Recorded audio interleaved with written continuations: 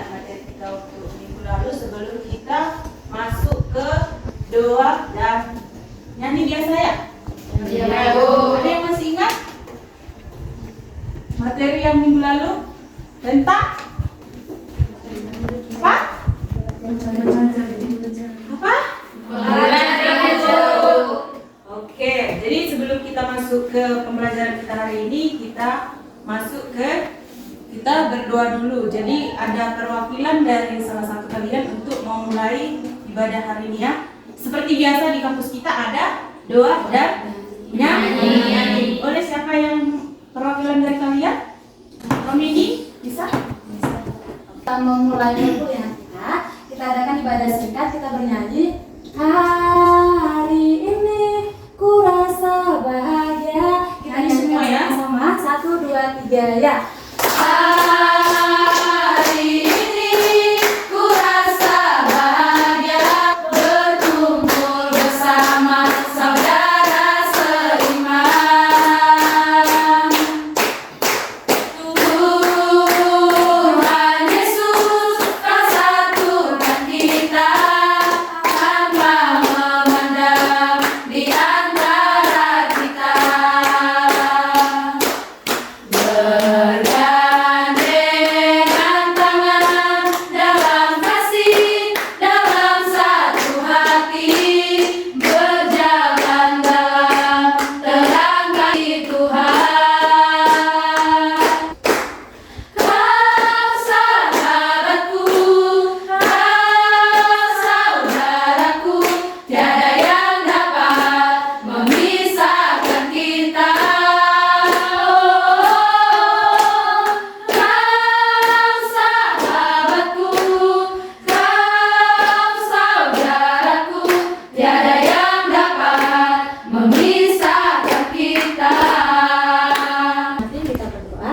Syukur bagimu Tuhan buat setiap kebaikan Tuhan yang masih boleh kami rasakan sampai pada siang hari ini. Terima kasih juga Tuhan buat kesempatan yang Tuhan berikan kepada kami di sini. Kami boleh berkumpul untuk memulai aktivitas perkuliahan kami. Bahkan Tuhan kami memohon berkati ibu dosen kami yang akan mengajari kami, biarlah beliau memberikan kebijaksanaan serta Engkau berkati dalam menyampaikan setiap materi kepada kami mahasiswanya. Begitu juga buat kami mahasiswa-mahasiswi yang ada di sini, Engkau berkati, bukakan pintu dan hati pikiran kami agar kami mampu menerima setiap pelajaran yang diberikan oleh dosen kami kepada kami.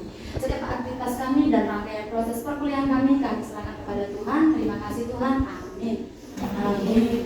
Oke, masuk kita materi kita hari ini tentang teori belajar dan macam teori belajar. Jadi sebelum Ibu menjelaskan masuk ke teori belajar dan macam teori belajar, kita harus tahu dulu apa itu yang dikatakan belajar. Coba, bisa kalian jelaskan apa itu yang dikatakan belajar? Bisa? Coba, apa itu yang dikatakan belajar dan mengapa kita harus belajar?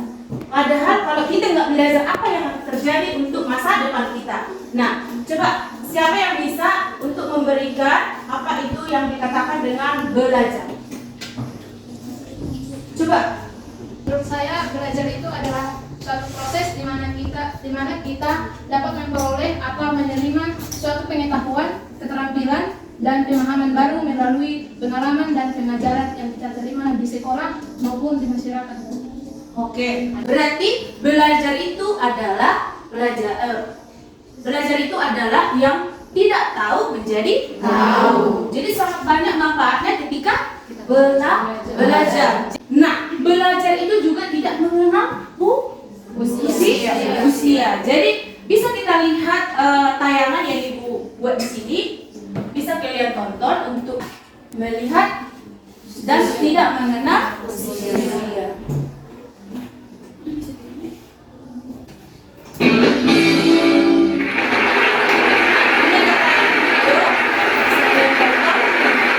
Tadi sepintas sudah saya perkenalkan Ibu Diana Patricia Pasaribu Hasibuan.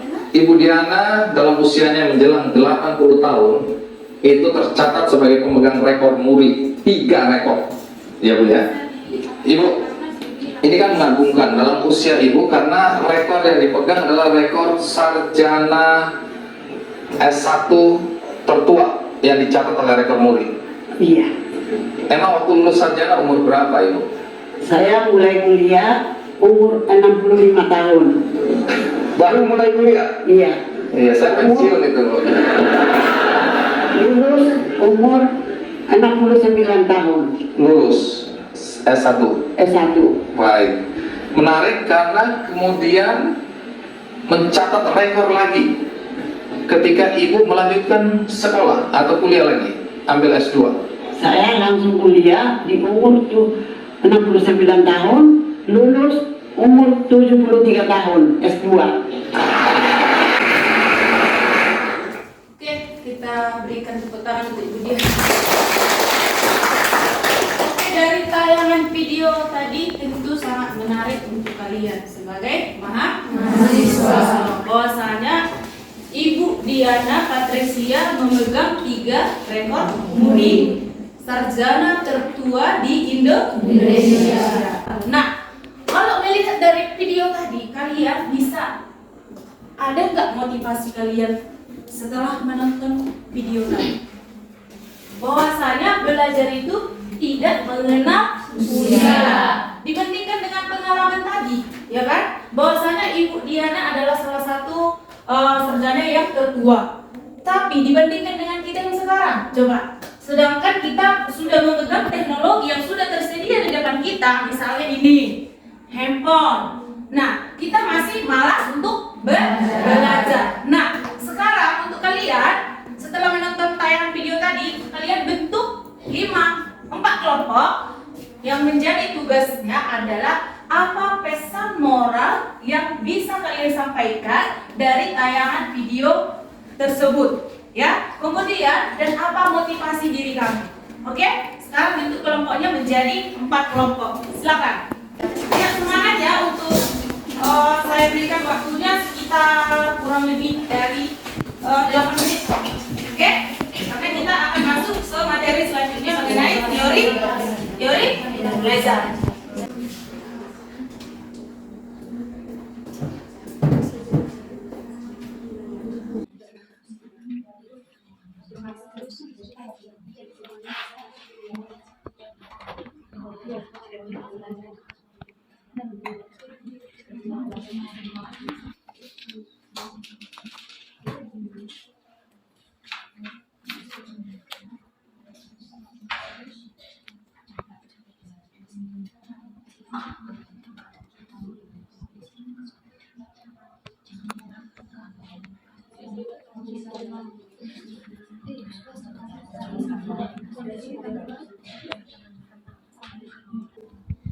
Oke, Ibu rasa sudah cukup untuk diskusi mengenai tayangan video yang sudah kalian tonton. Oke, Ibu harap salah satu perwakilan dari setiap kelompok ya, bagaimana motivasi kamu setelah menonton dan apa pesan moral yang kamu dapat setelah melihat dan menonton tayangan tadi, ya kan? Ibu rasa banyak di situ untuk motivasi untuk kita semua yang masih muda-muda, ya kan, dibandingkan Ibu Patricia yang masih semangat untuk belajar, ya kan? Ya. Oke, sekarang perwakilan dari kelompok 1, coba.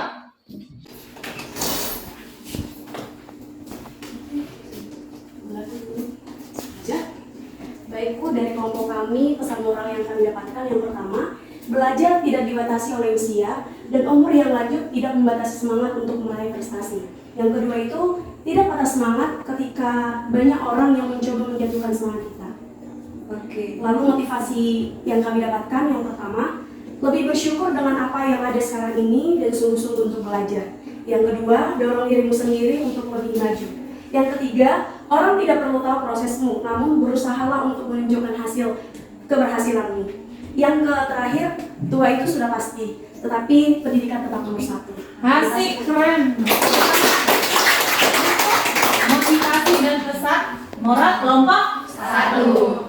Coba kelompok 2.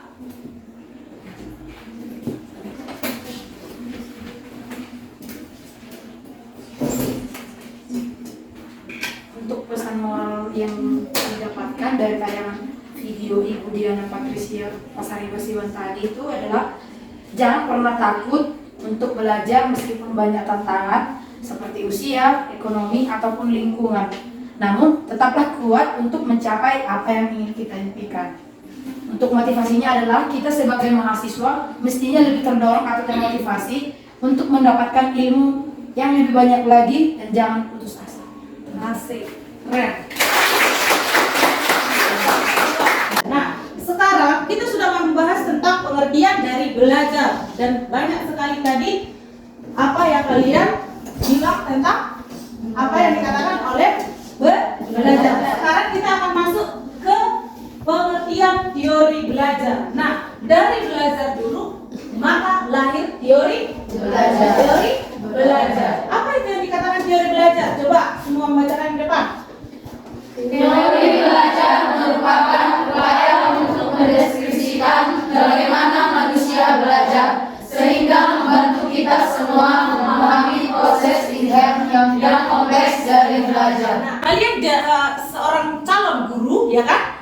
Calon guru harus bisa mengetahui apa itu yang dikatakan teori belajar. Nah, di sini ada manfaat dan teori belajar juga. Nanti bisa kalian searching karena kita akan langsung lanjut ke macam teori belajar. Jadi bisa kalian nanti pelajari di rumah mengenai apa itu manfaat teori belajar, bagaimana mendeskripsikan, bisa kalian pelajari, bisa di searching di internet. Karena sudah banyak yang kita ketahui tentang untuk sebagai media untuk sumber belajar. Nah, di sini yang pertama itu adalah teori belajar behavioristik. Nah, di sini dikatakan bahwa belajar behavioristik itu adalah perubahan tingkah laku. Oke, jadi menurut teori belajar behavioristik ini bahwasanya kita itu adanya perubahan tingkah laku setelah belajar. Jadi adanya respon dan stimulus.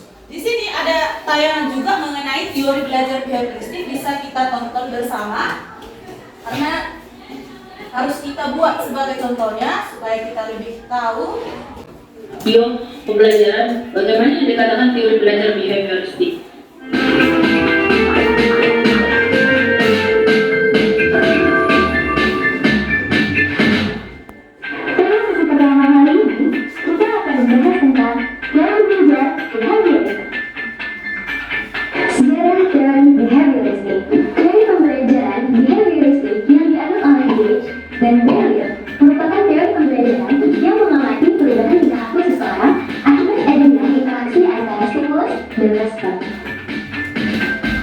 Contohnya, ketika guru memberikan studi kasus kepada murid, secara tidak langsung guru telah memberikan stimulus. Kemudian, ketika murid mendengar dan berpikir apa yang telah disampaikan oleh guru, artinya murid tersebut telah merespon stimulus yang diberikan. Menurut Slotin, teori belajar behavioristik memiliki empat penting, yaitu positive reinforcement dan negative reinforcement. Positive reinforcement adalah suatu tindakan menguatkan secara terus-menerus yang dilakukan oleh guru terhadap murid sehingga dapat memperkuat tindakan terhadap materi belajar. Sedangkan negative reinforcement adalah suatu tindakan pengulangan stimulus yang dilakukan oleh guru terhadap murid sehingga materi yang telah disampaikan akan mudah terlupakan.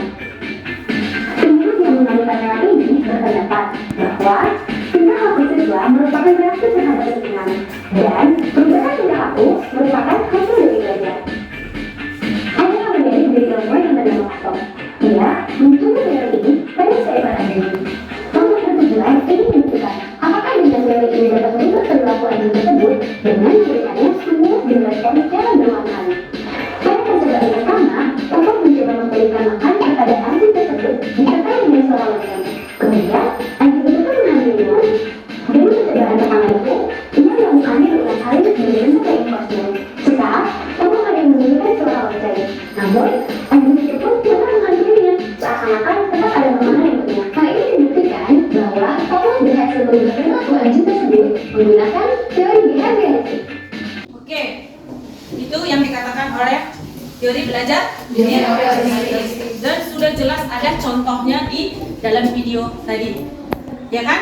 Bisa jelas untuk mengenai teori belajar behavioristik? Jelas. Nah, sekarang kita masuk ke teori belajar kognitif. Nah, sebelum Ibu jelaskan teori belajar kognitif, apa yang kamu ketahui tentang teori belajar kognitif? Kognitif itu sama dengan ingat? Coba.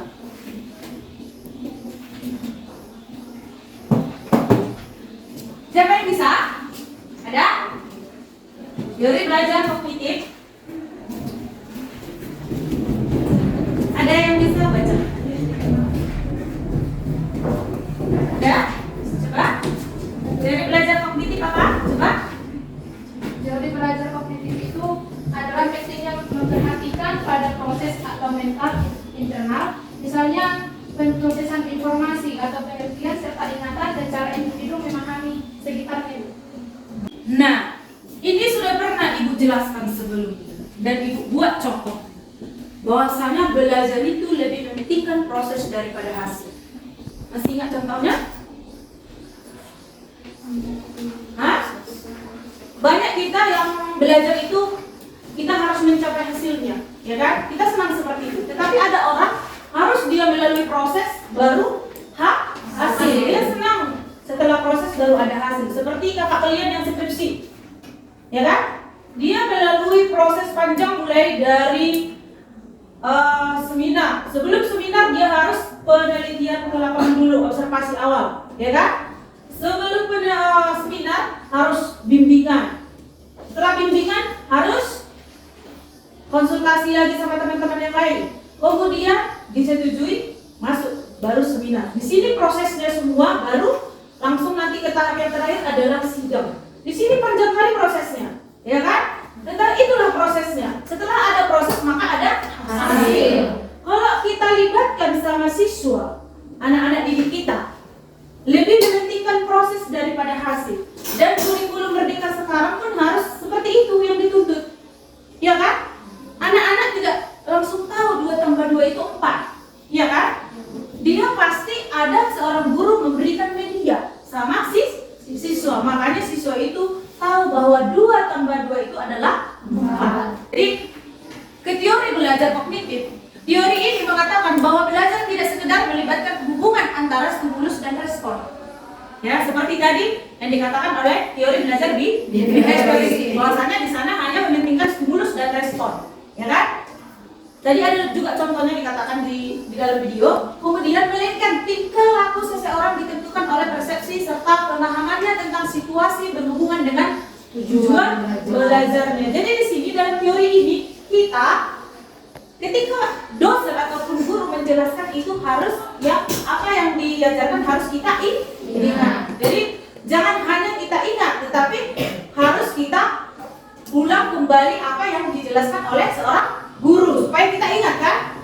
Iya, adanya pengulangan harus biar kita teori belajar kognitif ini tidak hanya sekedar stimulus dan respon. Nah, itu untuk teori belajar kognitif, jelas ya? Jelas. Oke, untuk selanjutnya adalah yang terakhir adalah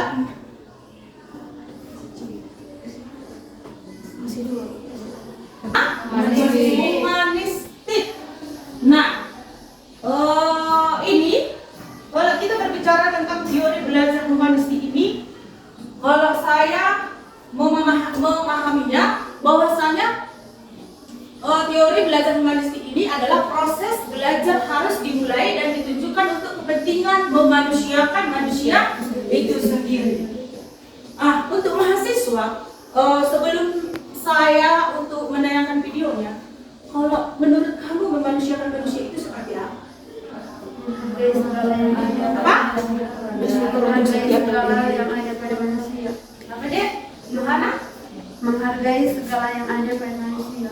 Iya, menghargai segala yang ada pada manusia. Jadi setiap proses belajar humanistik ini, proses yang memanusiakan manusia ini, itu sangat penting untuk kita ketahui dan untuk kita terapkan sama anak-anak kita nanti. Karena anak-anak sekarang mereka egonya udah tinggi-tinggi, ya. Bahkan tidak peduli misalnya ada temannya yang misalnya jatuh. Nah, kalau sama anak-anak TK pun tetap kalau ada temannya jatuh langsung ditolongin, itu proses manusiakan manusia. Kamu sebagai mahasiswa udah adakah kamu melakukan itu? Nah, itu nanti sebelum kita tonton dulu videonya, maka nanti yang menjadi tugasmu adalah adalah membuat video bagaimana kamu proses memanusiakan manusia. Ya, kamu tugasnya bagaimana kamu proses memanusiakan manusia. Buat salah satu contohnya, buat videonya berkelompok. Kelompoknya adalah ini. Jadi ada nanti empat kelompok ya. Mudah-mudahan setelah kamu tonton video ini dan kamu tahu apa itu teori belajar humanistik yang dikatakan oleh memanusiakan manusia. Sudahkah kita sekarang memanusiakan manusia? Sedangkan anak kecil aja bisa dia membantu orang yang biasanya kan kalau kita makan di restoran kan ataupun di warung ada biasanya minta-minta, ya kan? Nah, biasanya ibu perhatikan itu kalau ada di warung seperti itu, ya kan? Biasanya ada sebagian dari yang lain langsung buang muka, ya kan? Ada langsung kasih. Itu harus kamu lihat bagaimana proses dia memanusiakan manusia. Nah, kalau kamu tidak punya, ya kan? Mana tahu kamu tidak punya uang untuk memberikan dia 2.000 perak aja. Tapi jangan kamu buang muka, senyum. Bisa kamu balas dia dengan senyum daripada harus enggak. Karena proses memanusiakan manusia bukan seperti itu, ya. Jadi kamu sebagai mahasiswa harus tahu proses memanusiakan manusia. Oke, akan kita lihat tayangannya sebagai berikut. Bagaimana sih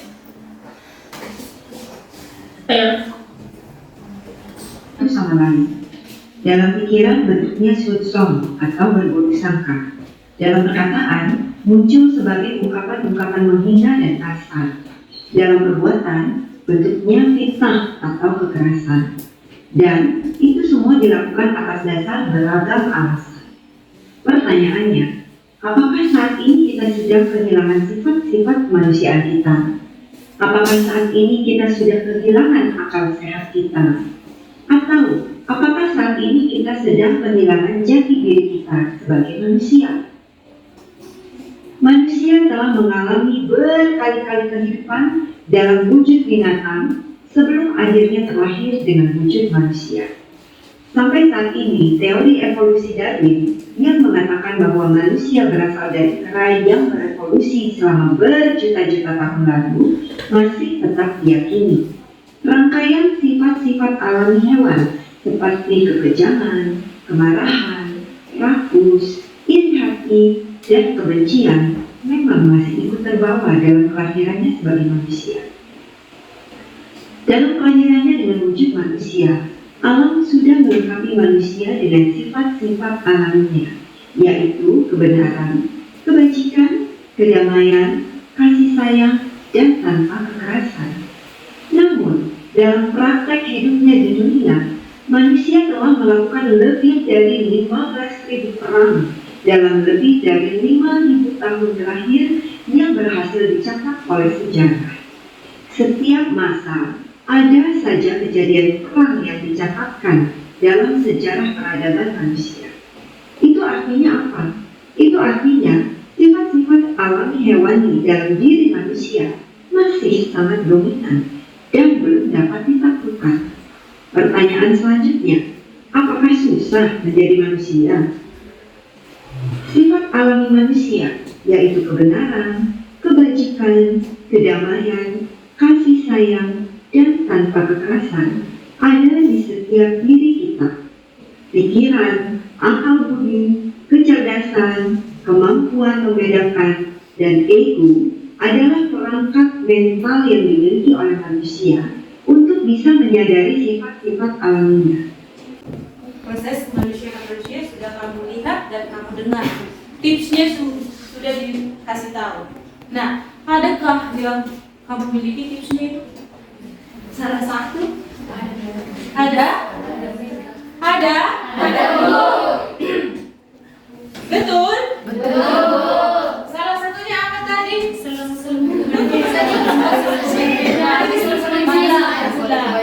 Selembut mentega dan manis tidak.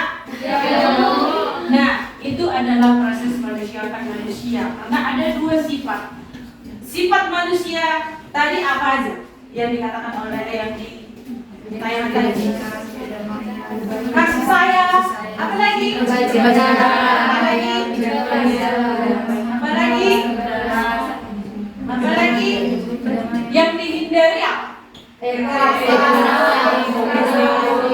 Apa lagi? Iri hati. Semua kalian bukan iri hati, ibu lihat. Betul tidak? Mantap. Mudah-mudahan siapa sifat menolong? Sifat menolong. Oh, di kelas ini suka sifat menolong. Iya. Mudah-mudahan terus sampai selamanya, oke? Jadi itu untuk proses manusia pada manusia, ya kan? Jadi teori yang pertama behavioristik, yang kedua kognitif, yang ketiga humanistik. Nah, saya rasa dari 3 teori tadi bisa untuk kalian terapkan untuk nanti ketika mengajar ataupun mikrobiologi.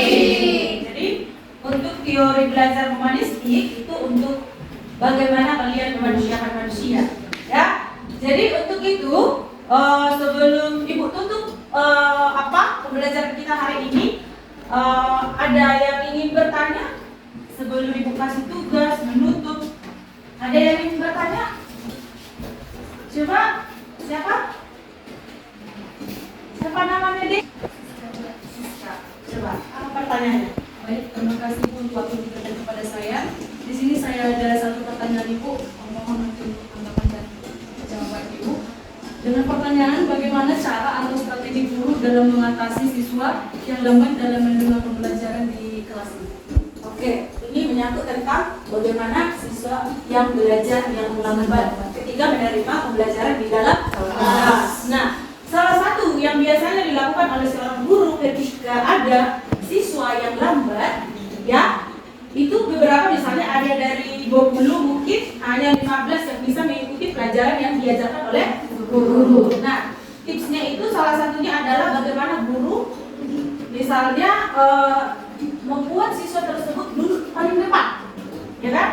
Biasanya kalau duduk paling depan siswanya bisa mengikuti pelajaran karena lebih serius, ya, dibandingkan di belakang, karena bisa membuat ngantuk. Kemudian siswa itu biasanya ada teman sebangku kan, ya kan? Buat dia sama siswa yang cerdas. Jangan hanya cerdas, tapi harus ada jiwa sosial. Mungkin kamu pernah menemukan ada temanmu yang cerdas tetapi tidak mau membagi ilmu, ya kan? Tetapi kasih dia sama yang punya jiwa sosial. Jadi kalau misalnya ini tidak bisa mengikuti, bisa ditanya sama temannya. Itu tipsnya salah satunya. Kemudian bisa seorang guru harus kasih tugas tambahan di rumah, baik itu menulis, menghitung. Jadi dari situ bisa si anak itu yang memiliki ketinggalan belajar bisa makin belajar dan bisa mengikuti pembelajaran di kelas, ya. Jadi itu untuk jawabannya. Siska gimana? Apakah sudah puas?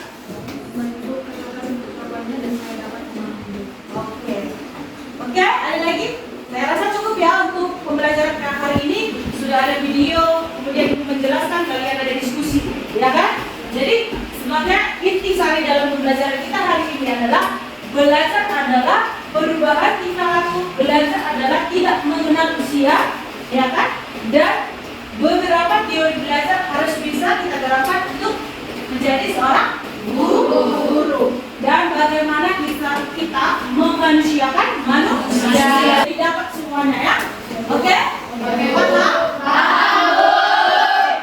Jadi untuk menutup pembelajaran kita hari ini, untuk minggu depan tugasnya sudah tadi dibuat ya, membuat video memanusiakan manusia. Maka akan dikumpul untuk minggu depan. Bisa ya? Bisa, Bu. Jadi untuk sebelum kita selesai pembelajaran kita hari ini, boleh untuk menutup pembelajaran kita dengan doa dan bisa kita bernyanyi gembira karena kita sudah selesai belajar. Oke, karena kalian adalah calon guru PAUD, maka kita harus happy. Oke.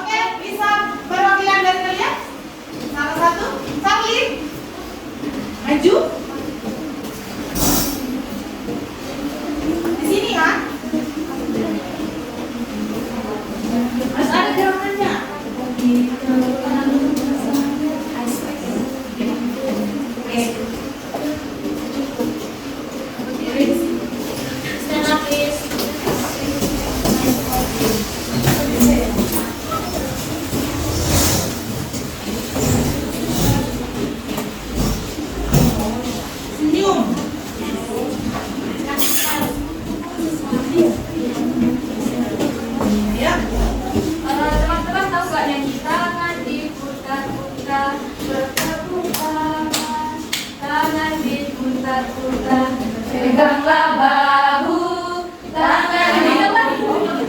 Oke, kita lagi ya, 1, 2, 3. Tangan diputar-putar, bertepuk tangan, tangan diputar-putar, peganglah bahu, tangan diputar-putar, peganglah lutut, digoyang-goyang, digoyang-goyang, digoyang-goyang, diputar-putar, diputar ke atas, diputar-putar, diputar ke bawah, diputar-putar, diputar ke kanan, diputar-putar, diputar ke kiri.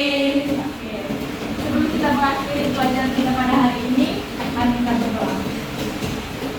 Terima kasih Bapak, terima kasih kami dari awal kami mulai pelajaran sampai akhir pelajaran ini. Kiranya Engkau memberkati proses kami untuk menyampaikan pelajaran kepada kami Tuhan, dan semoga pelajaran yang telah disampaikan oleh Tuhan kami dapat kami tanamkan dalam pikiran kami, dalam hati kami, semoga menjadi bekal buat masa depan kami.